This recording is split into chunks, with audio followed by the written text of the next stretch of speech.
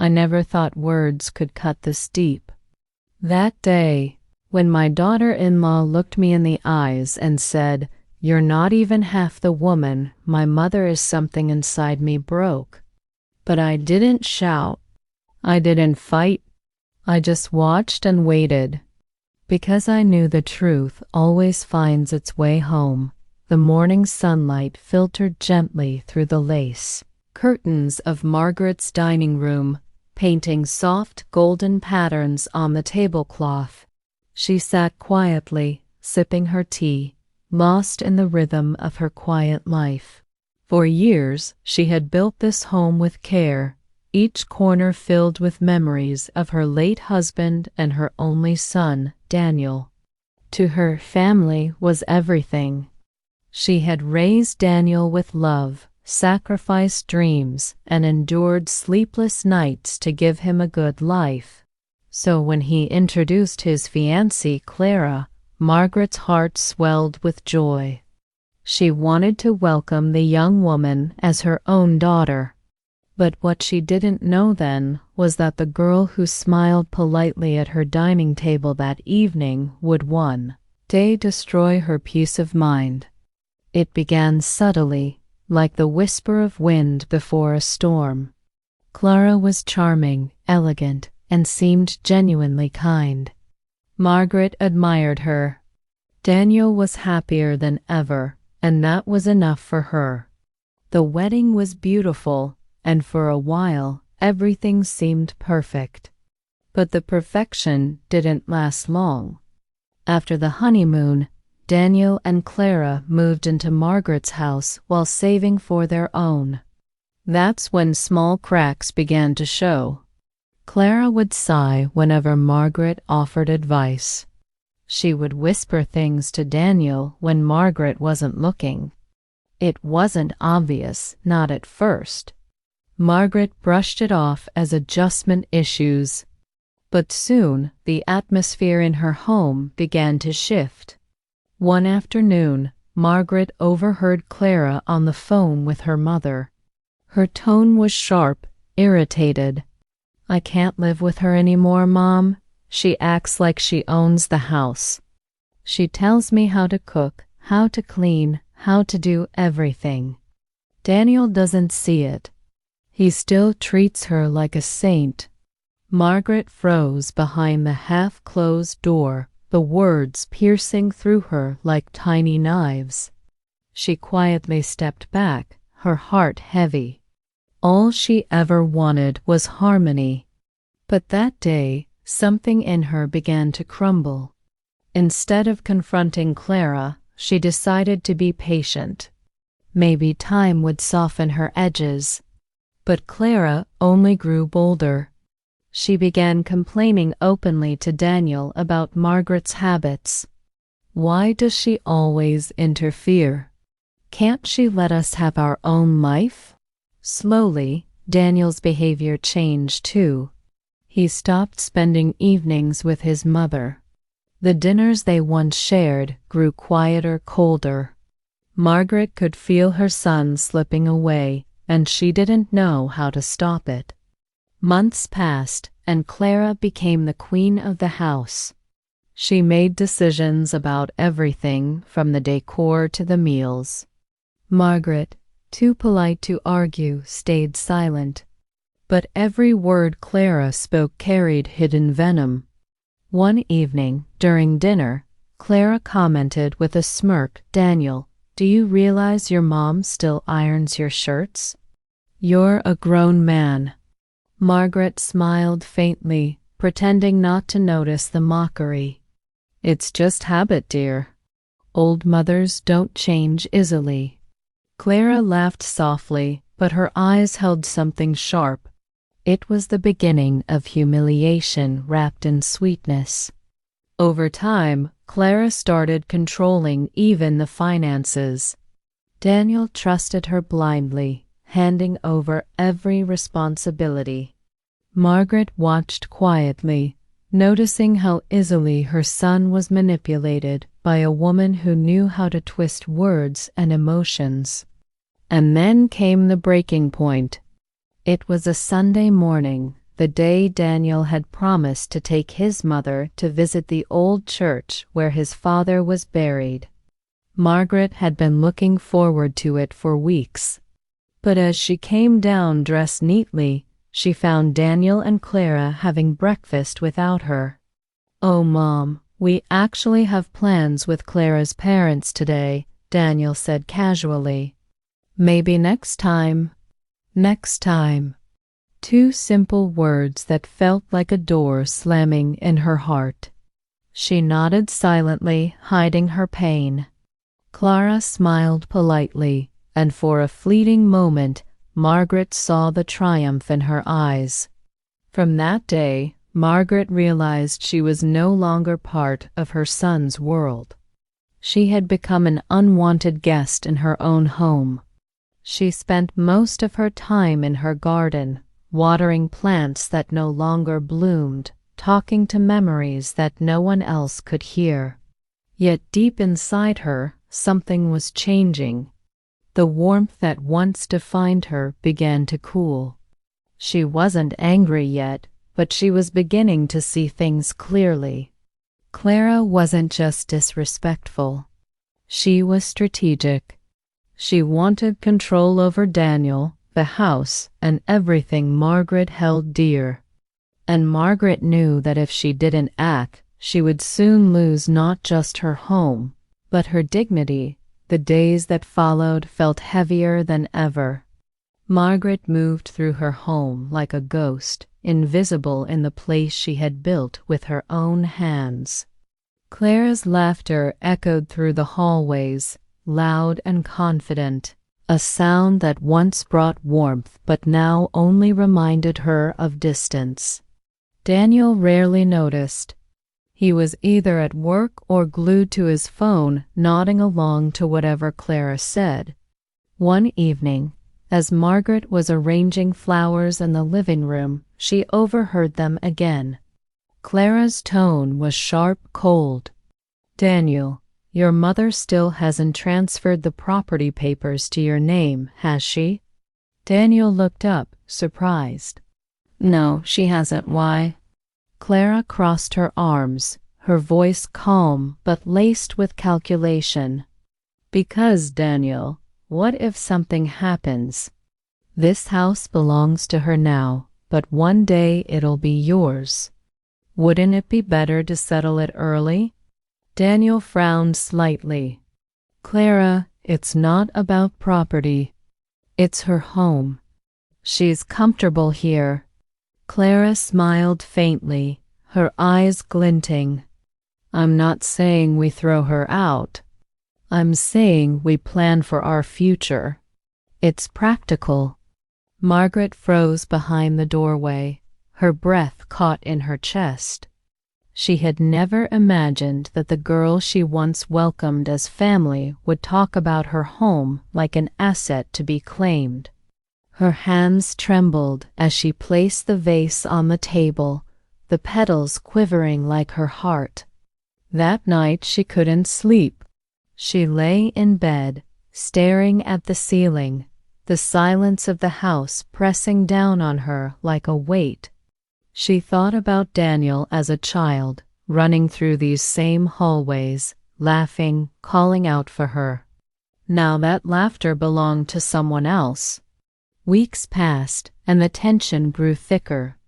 Clara began planting small seeds of resentment in Daniel's mind.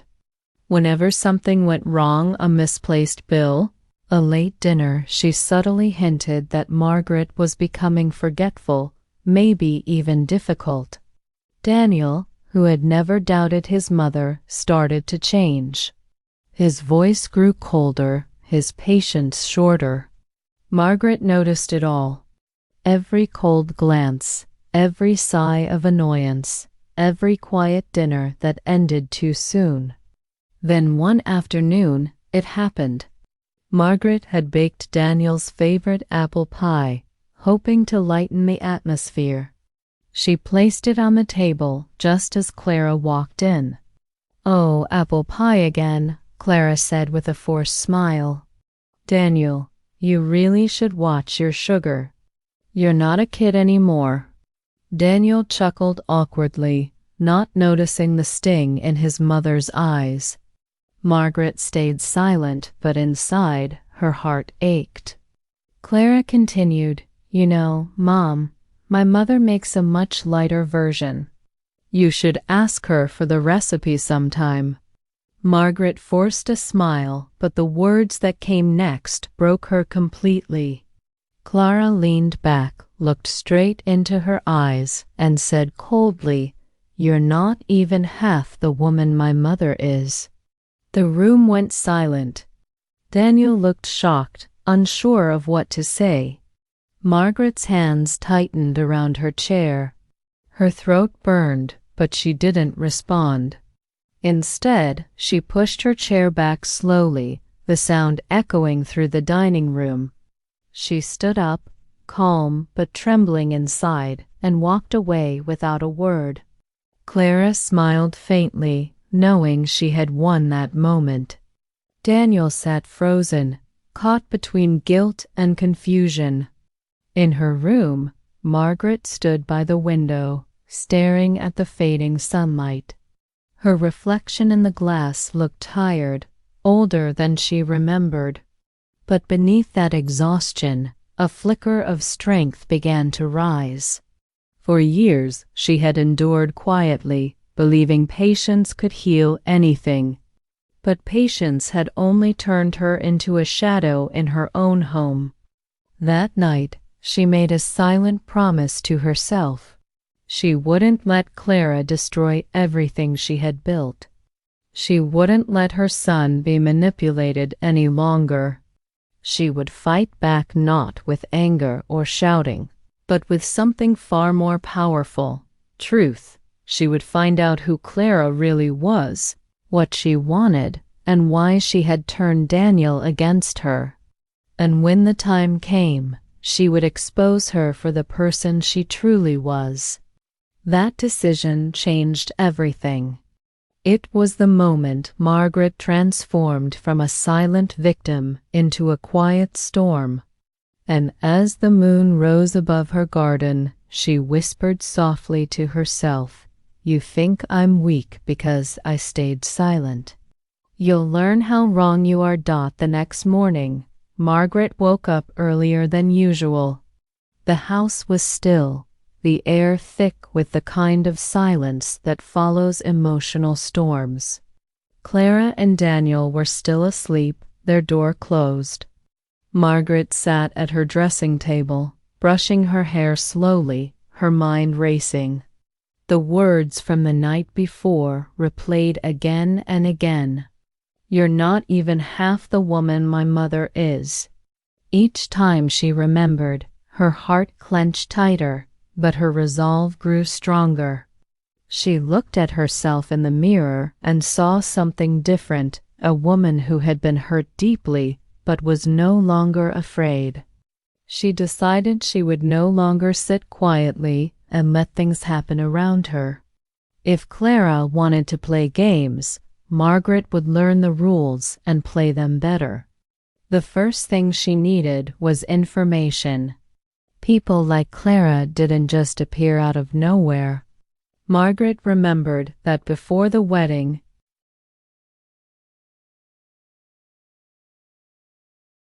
Clara had been vague about her background.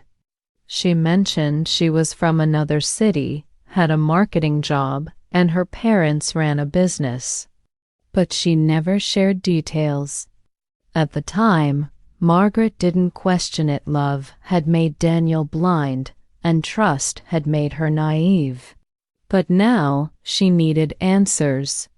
After Daniel left for work and Clara went shopping, Margaret began her search. She went to Daniel's study, a place Clara rarely entered. On his desk was a small drawer filled with old documents, bank papers, property files, and a folder labeled Wedding Arrangements. Margaret carefully opened it, her hands shaking slightly. Inside were receipts, guest lists, and a few copies of Clara's ID and family details. Margaret scanned the papers and noticed something odd. The address Clara had listed for her parents didn't match what she remembered hearing. It was a completely different city. Confused, she took note of it. She wasn't planning anything illegal, but she needed to confirm the truth. That afternoon, she visited an old friend, Grace, who worked at the town records office. Grace had known Margaret for decades, and when she saw her walk in with worry on her face, she immediately invited her inside. Margaret hesitated, then explained everything in a quiet, trembling voice: how Clara had changed Daniel, how she had insulted her, and how something felt off about her past. Grace listened patiently and finally said, "Let me see what I can find. Give me a day or two." Margaret nodded, grateful. That night, she returned home to find Clara and Daniel laughing in the living room. Clara noticed her and smiled sweetly, as if nothing had happened. "Oh, Mom, you're back early. We were just watching something funny." Margaret forced a small smile, hiding her pain and her plan. She couldn't show her cards yet. Over the next 2 days, she acted normal. She cooked, cleaned, and even made polite small talk. Clara seemed pleased, thinking her cruel words had finally broken Margaret's spirit. But she was wrong. On the 3rd day, Grace called. Margaret stepped outside to take the call, her hands trembling. Grace's voice was low, serious. "Margaret, I found something. The address Clara gave is registered to an empty property. No one's lived there for years. And the business she claimed her parents owned. It doesn't exist." Margaret felt her chest tighten. "What do you mean?" Grace sighed. "I mean, Clara isn't who she says she is. There's no record of her family, not under those names. But there is someone with her face, different name, different city. She changed her identity 3 years ago." Margaret's breath caught in her throat. She felt the ground shift beneath her feet. Why would Clara change her name? Grace hesitated before replying. There were rumors of fraud. Nothing proven, but her old company fired her after a financial scandal. Margaret thanked her softly, her mind spinning. She now knew Clara was hiding something dark. And suddenly, the pieces began to fit. Her control over Daniel, her obsession with the house, her manipulation, it all pointed to one thing. Clara wanted security, and she was using Daniel to get it. That evening, Margaret sat in her room, thinking carefully. If she told Daniel now, he wouldn't believe her. Clara had poisoned his mind too deeply. She needed proof, something undeniable, something Clara couldn't explain away. As she sat there, she heard laughter again from the living room. Clara's voice, warm and sweet, masking the poison underneath. Margaret whispered quietly to herself, "Enjoy it while it lasts, Clara, because the truth always finds its way to the surface." From that night on, Margaret began to observe more closely. Every phone call Clara made, every receipt she threw away, every strange visitor at the gate, nothing escaped her attention. She noticed Clara often received calls from an unknown number and spoke in hushed tones. Sometimes she'd step outside, pretending to water plants, but Margaret could hear fragments of conversation through the window.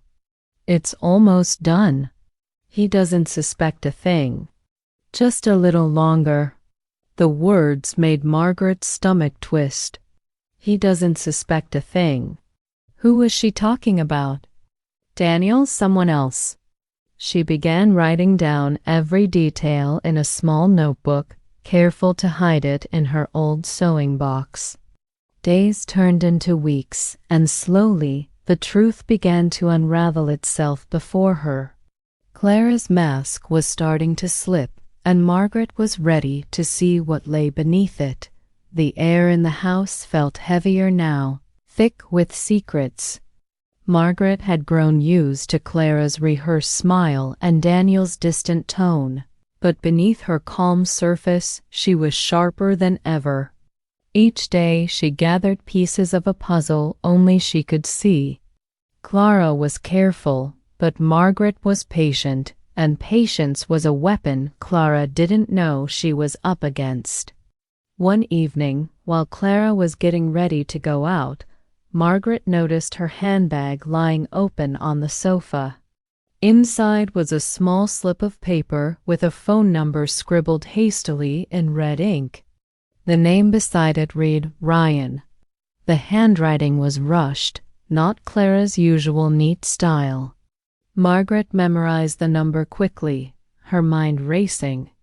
As soon as Clara left, claiming she was going to meet an old college friend, Margaret called Grace again.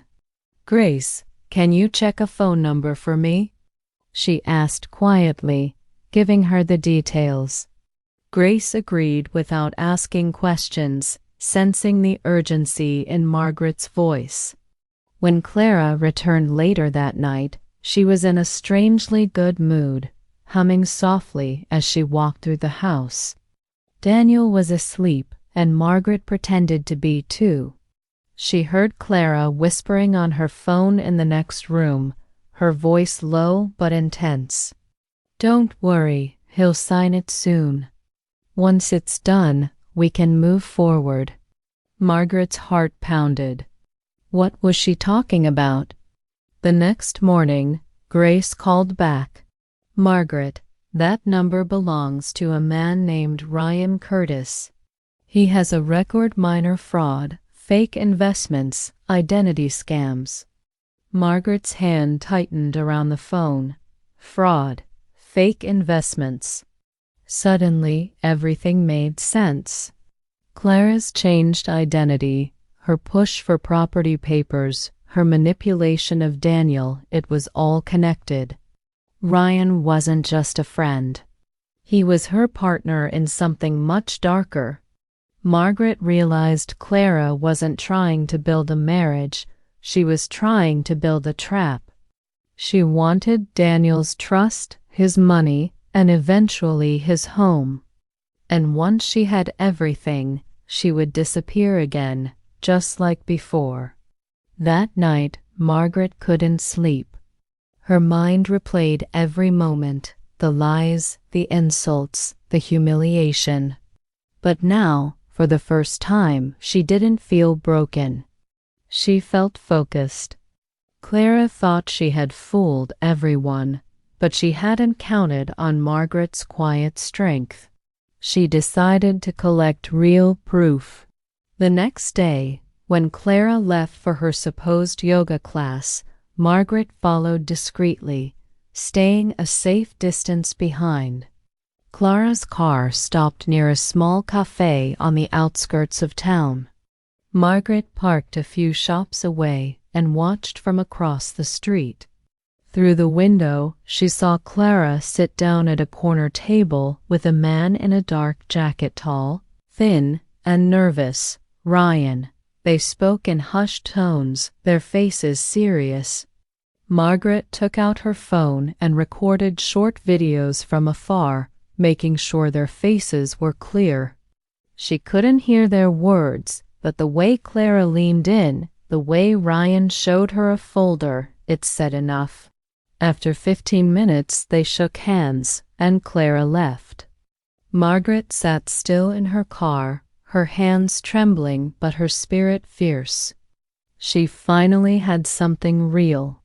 When she returned home, Daniel was already there, reading the newspaper. He looked up tired. "Hi, Mom. Clara said you went shopping?" Margaret smiled faintly. "Yes, dear. Just out for a bit." She wanted to scream the truth right then and there, but she held back. Timing was everything. She knew if she confronted them now, Clara would twist the story and Daniel would believe her over his mother. No, she had to be smart. She had to let Clara think she was winning. Over the next few days, she continued to act as though nothing had changed. She even praised Clara's cooking, complimented her outfits, and played the part of the calm, aging woman losing her touch. But inside, she was preparing her final move. The first step was to meet Ryan face to face. One afternoon, when Daniel and Clara were out, Margaret drove to the same cafe and waited. When Ryan walked in, she stood up and approached him quietly. "Ryan Curtis?" He looked startled. "Do I know you?" Margaret smiled gently. "No, but I know Clara." His expression changed, instantly defensive, wary. "I don't know what you're talking about, lady." He tried to walk away, but Margaret's voice stopped him. "I know about your plans. The fake papers, the property transfer, everything. You think she'll keep you in the picture after she gets what she wants?" He froze, glancing at her with uncertainty. Margaret's tone remained calm but firm. "She's done this before, hasn't she? Used people, taken what she needed, and vanished. You're just another part of her plan." Ryan hesitated, then sat down slowly. "How do you know all this?" Margaret leaned forward. "Because I've seen what she's done to my son. I know what she's after, and I'm not going to let her succeed." Ryan rubbed his face, nervous. "She said you were clueless, that you wouldn't notice anything." Margaret smiled faintly. "She was wrong." Ryan sighed, staring at the table. "Look, I didn't mean for it to go this far. She said your son was loaded, that he'd sign the transfer easily. I was supposed to help with the legal paperwork. Just a quick deal." Margaret's eyes narrowed. "And then what? You both disappear?" He didn't answer, but his silence was enough. Margaret reached into her bag and slid her phone across the table, showing him the video she had taken. "I could go to the police right now," she said quietly, "but I won't if you help me stop her." Ryan looked panicked. "What do you want me to do?"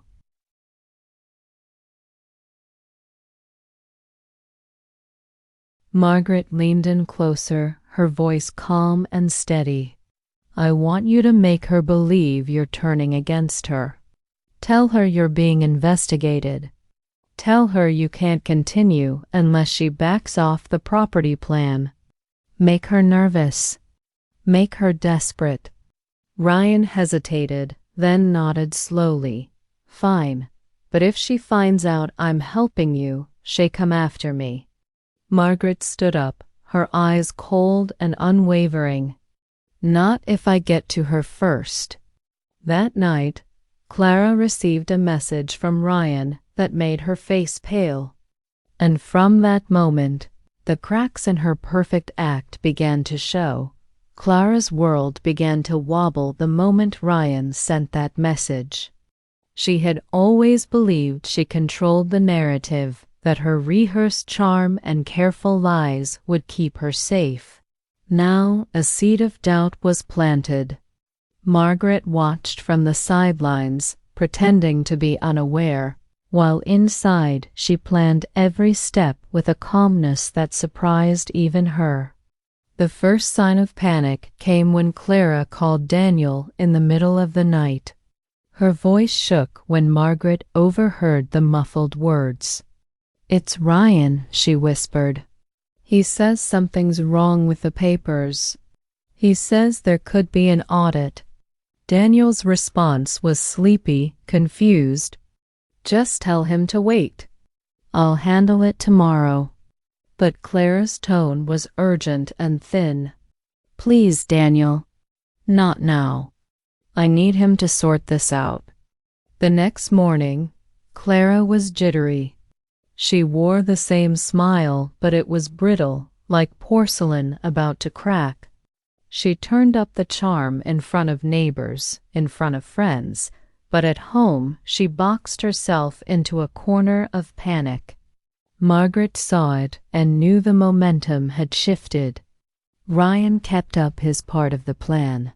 He called Clara, acting frightened and careful, mentioning a friendly audit and hints that investigators were asking questions about money transfers and forged documents.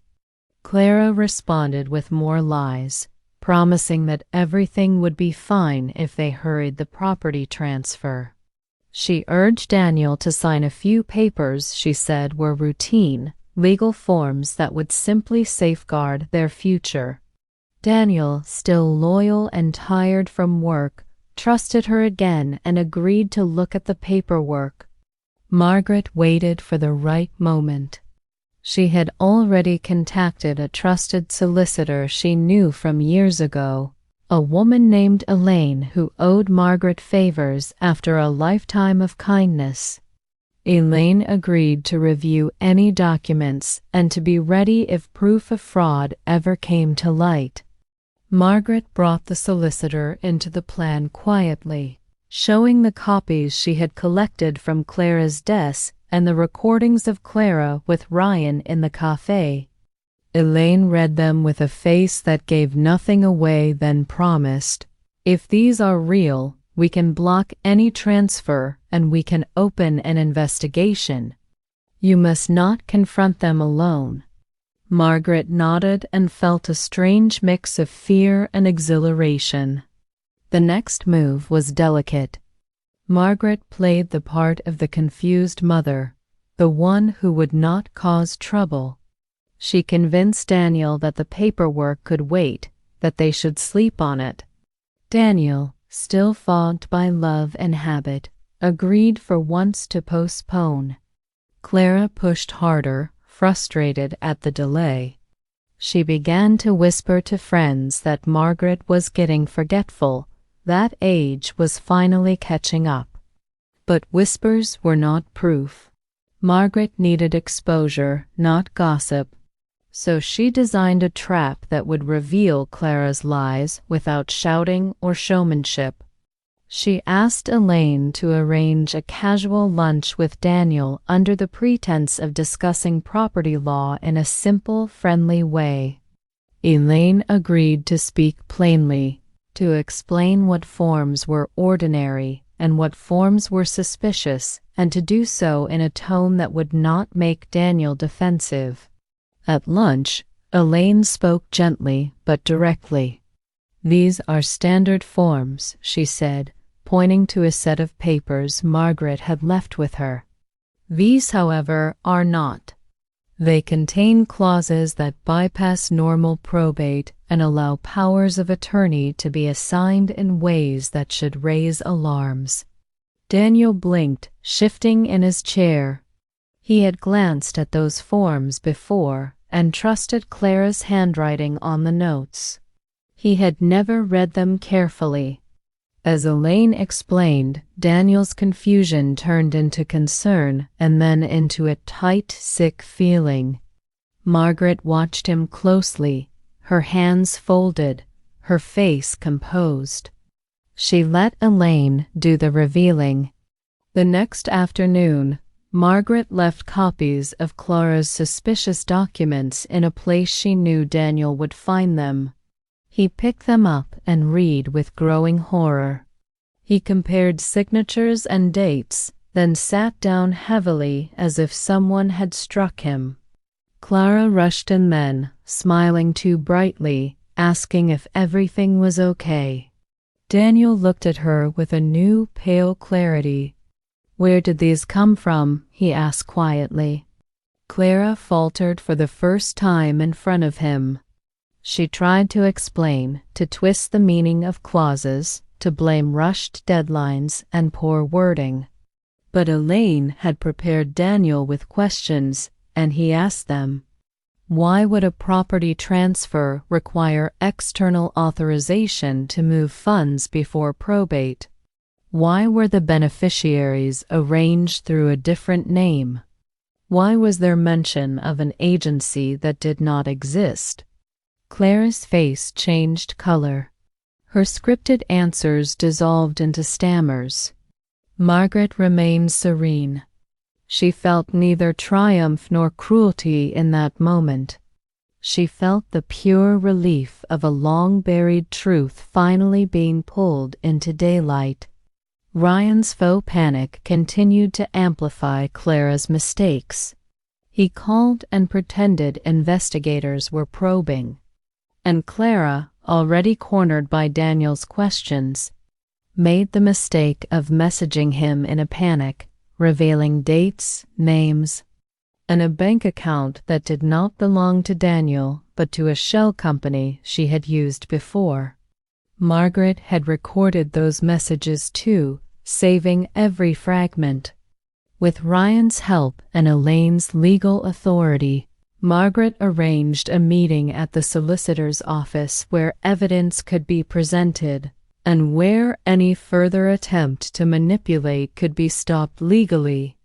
Daniel came with hollowed eyes and a shaking voice. Clara arrived confident at first, until she stepped into the office and saw the documents and the people waiting. Elaine spoke plainly, handing over copies of the cafe video, the suspicious forms, the phone records linking Clara with Ryan, and the shell accounts. Clara tried to smile and then to lie, then to charm, but none of it worked. Daniel listened, the betrayal falling over him like a physical weight. He had lived for love, and now he held the proof that it had been counterfeit. When the solicitor explained their options, it was not a vindictive spectacle. It was legal precision. Transfers were halted. Authorities were informed about the suspicious accounts. Clara's name was flagged in a way that would make any future attempt to hide difficult. She could still protest, still plead, but the machinery of truth had begun to turn. In the days that followed, neighbors whispered, and friends looked at Clara differently. She tried to act as if nothing had changed, but doors closed where before they had opened. Daniel withdrew into himself, a man trying to reassemble the shape of his life. Margaret did not gloat. She moved with quiet dignity, resuming small routines in the house, tending the garden, making tea, speaking to Daniel when he was ready. The revenge she had chosen was not an act of cruelty. It was a restoration. She had used patience and intelligence to expose deception. Clara, stripped of the illusion of control, packed a small bag and left one rainy night, her head down, the victory she had chased slipping away. The house breathed again, not the same house as before, but one where truth had been reclaimed. Margaret stood by the window that morning and felt the weight lift slightly. She had won, but the win felt delicate. The cost had been time, trust, and the shape of her son's heart. She knew the healing would take longer than the legal process. But justice, served quietly and clearly, had begun the work. The days after Clara left were quiet, too quiet. The house that had once felt suffocating with tension now seemed hollow, filled only with echoes of what had been said and what could never be taken back. Daniel moved through the rooms like a man half asleep, lost in the fog of disbelief. Sometimes he would stop at the doorway to his mother's room and stand there, as if he wanted to say something but couldn't find the words. Margaret gave him space. She knew the silence he carried was heavier than any anger she could express. For years, she had imagined a day like this, but not like this. She had thought justice would bring satisfaction, that seeing Clara's lies unravel would feel like victory. Instead, it felt like standing on the ruins of something sacred. The morning after Clara left, Daniel sat at the kitchen table staring at his untouched breakfast. Margaret placed a cup of tea beside him and sat quietly across from him. For a long while, neither spoke. Finally, Daniel's voice broke the silence. "I didn't want to believe it," he whispered. "I thought you just didn't like her." Margaret looked at him, her eyes calm but kind. "I didn't dislike her, Daniel. I just saw what you couldn't. Love blinds us." "It's not your fault." Daniel swallowed hard, his eyes glistening. "How did I let her fool me like that?" Margaret sighed softly. "Because she knew how to make you feel important. That's what people like her do. They make you forget who you are without them." Daniel nodded slowly, his hands trembling around the cup. He looked up, searching his mother's face.